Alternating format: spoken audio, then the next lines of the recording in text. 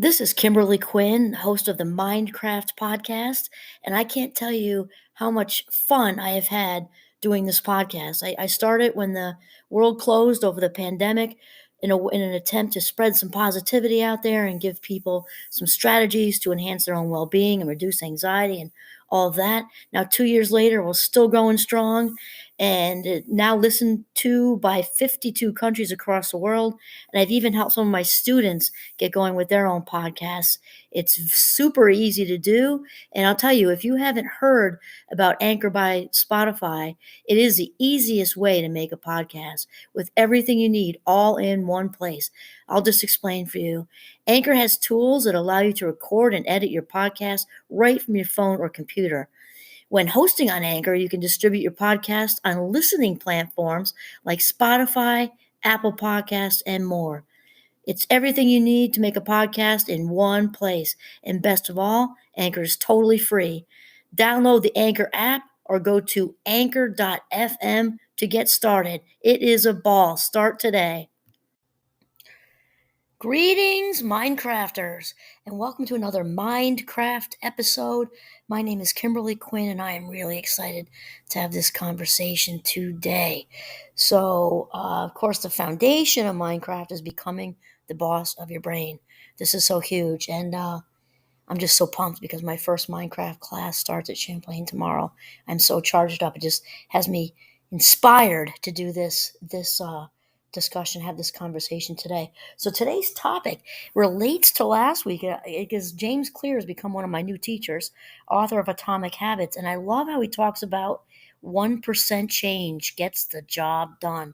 1% change daily gets the job done. So we're talking about slow and steady wins the race when it comes to habit formation. And, James starts out this part of the book by talking about how, oh my gosh, I can totally relate to this, how we often overestimate, the value or importance of like one major defining moment. And we often, as far as habits go, and we underestimate the value of just, one foot in front of the other kind of thing and making small improvements each day. And it talks about, oh my God, I can relate to this. He said, whether it's about losing weight or, starting your own kind of whatever enterprise, business, writing a book, that one I can relate to for sure. Winning a championship or whatever, achieving whatever goal. With the book, I actually remember this. My first book, and I have I can't recall who said it to me, but somebody said it to me, and I listened, which is the good news. Is just don't expect that you're going to have 5 hours on a Saturday to just knock out a chapter or two or three or a whole weekend.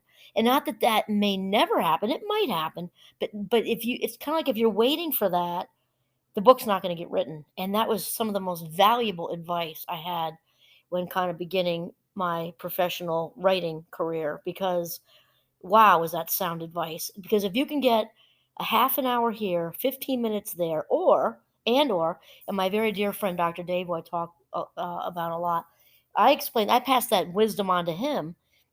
It took me a few years to nudge him into his book but he would have a thought in the car or whatever, and then, jot it down as soon as he had a chance to pull over. I'm pretty sure he even recorded them. Okay, I had this idea because often you'll have this great inspiration when you're somewhere like the car when no one else isn't talking, no one else is talking to you or whatever, or in the shower or whatever. And just jot if you're on your way out the door, okay, but jot it down, record it, something, because that will turn into something tomorrow morning when you can get to it, or tomorrow night or tonight when you can get to it. Such valuable advice because that is part of the conversation today, is that all these bits and pieces and these 1% add up to big change and getting books written and getting businesses started and winning whatever championship or losing weight or whatever your goal is. These little changes that really make the biggest difference.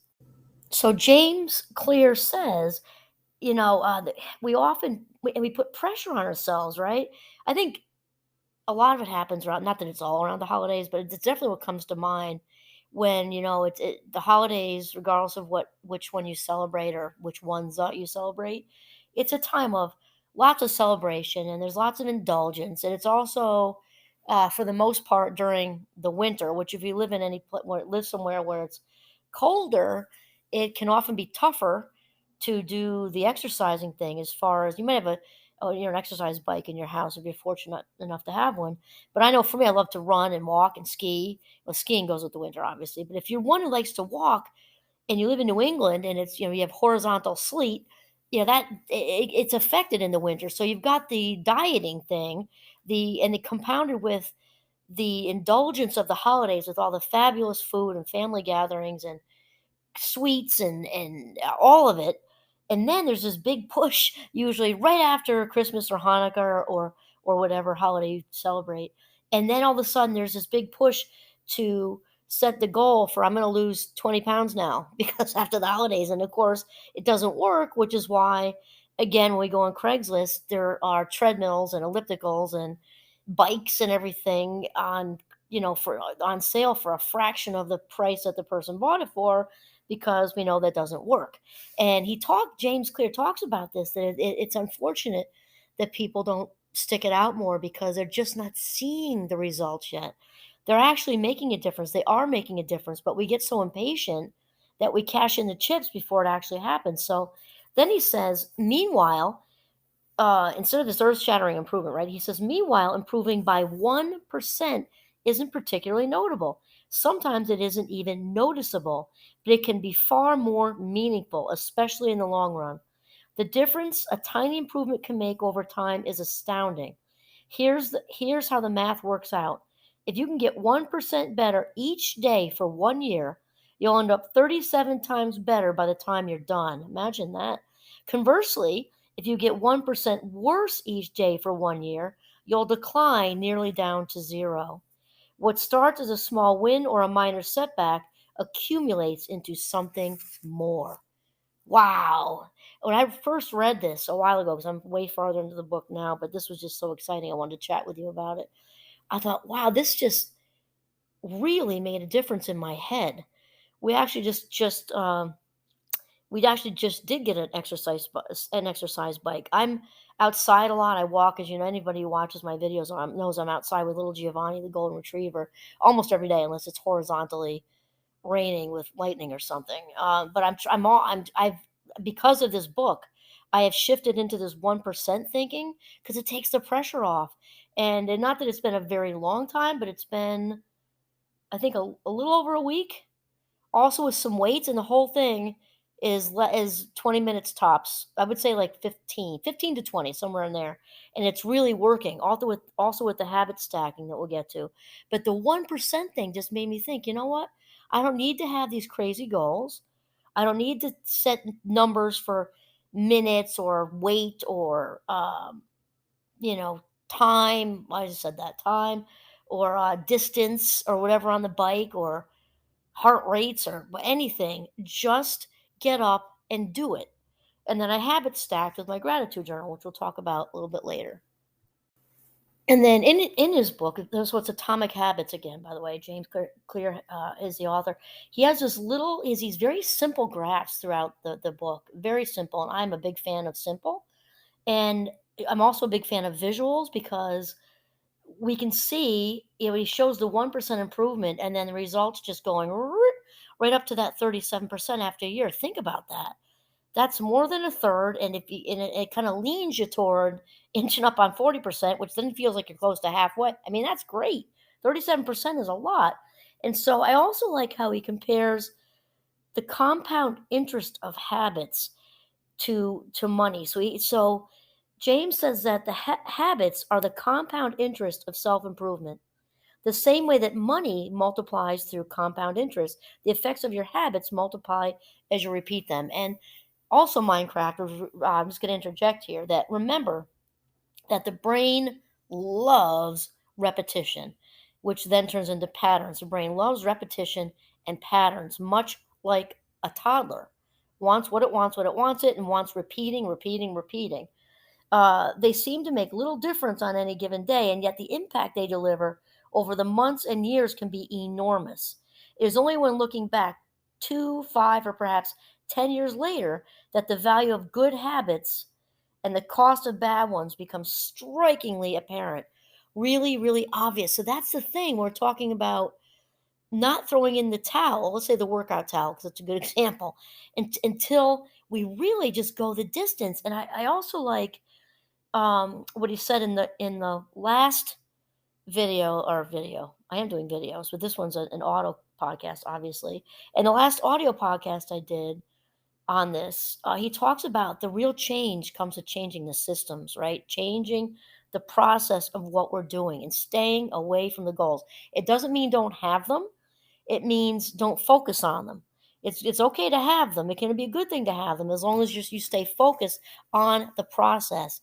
If you want, um, to work out, you got to change how you think about being an athlete. What would an athlete do right now? What would a healthy person do right now? And he talks a lot about that versus staying with all the numbers and the days and the times and all that stuff. Okay, so I mean, the amount we're doing it. Okay. So then he says, this can be a difficult concept to appreciate in daily life. We often dismiss small changes because they don't seem to matter very much in the moment. That's what we're talking about. And I am definitely that person because I just with my ADHD, which I prefer to call it being a card carrying member of the Fast Mind Club because it's way more positive. It's true. I'm impulsive and I don't, I want it all yesterday. And so I know for me, like I said, this has been a game changer for me to really, again, it takes the pressure off to just not get wrapped up in that. And then he says, if you save a little money now, you're still not a millionaire. If you go to the gym 3 days in a row, you're still out of shape. If you study Mandarin for an hour tonight, you still haven't learned the language.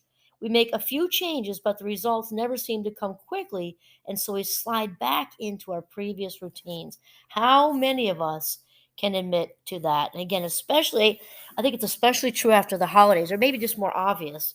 We maybe don't know about the other times of the year, but I think we kind of think of that with the New Year's resolutions. But how many of us can relate to that? Definitely, I can for sure. So then James starts kind of talking about, when not only does it get in the way of shifting and leaning into good habits, it also, unfortunately, can give us a push down the hill when we're talking about less desirable habits. Let's put it that way. And he says, unfortunately, the slow pace of transformation also makes it easy to let a bad habit slide. If you eat an unhealthy meal today, the scale doesn't move much. But if you work late tonight and ignore your if you work late tonight and ignore your family, they will forgive you. If you procrastinate and put your project off until tomorrow, there will usually be time to finish it later. A single decision is easy to dismiss.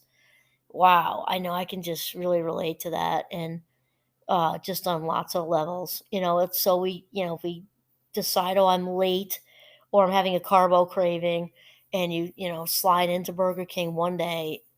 Um, and I'm not a big fast food person, actually. However, I will admit to the occasional trip to the King.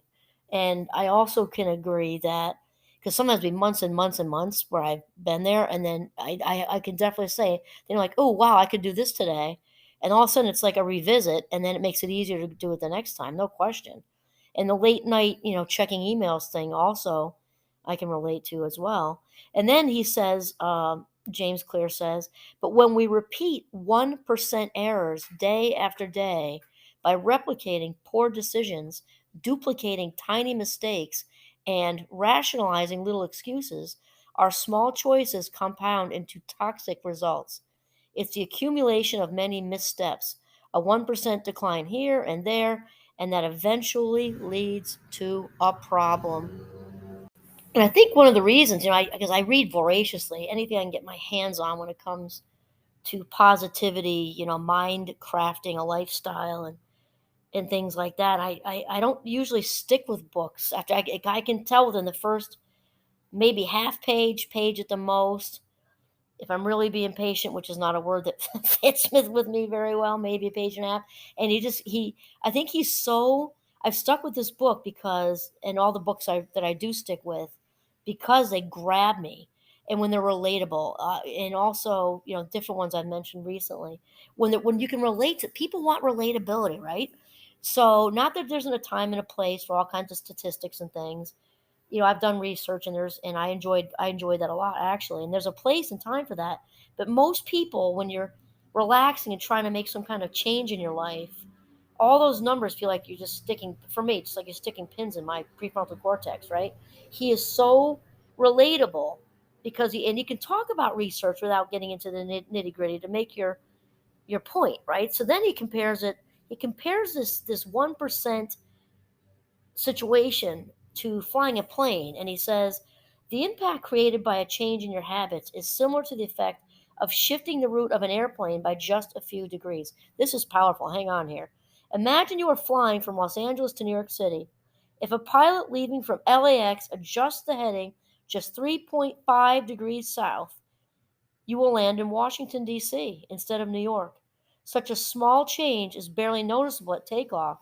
The nose of the airplane moves just a few feet, but when magnified across the entire United States, you end up hundreds of miles apart.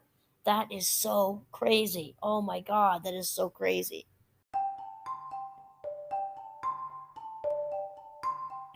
Okay, and here comes a comparison because this is so relatable. Oh my gosh, I love this. He says, James says, similarly, that's my husband mowing the lawn. I'm sorry, I was going to wind up here. Similarly, a slight change in your daily habits can guide your life to a very different destination. Making a choice that is 1% better or 1% worse seems insignificant in the moment, but over the span of moments that make up a lifetime, these choices determine the difference between who you are and who you could be. Let's say that again. Making a choice that is 1% better or 1% worse seems insignificant in the moment, but over the span of moments that make up a lifetime, these choices determine the difference between who you are and who you could be. Success is the product of daily habits, not once in a lifetime transformations. And there you have it. Slow and steady wins the race. 1% improvement daily gets you to 37% better by the end of the year. Awesome. This is Kimberly Quinn signing off from the beautiful northern Vermont. Have a mindful day.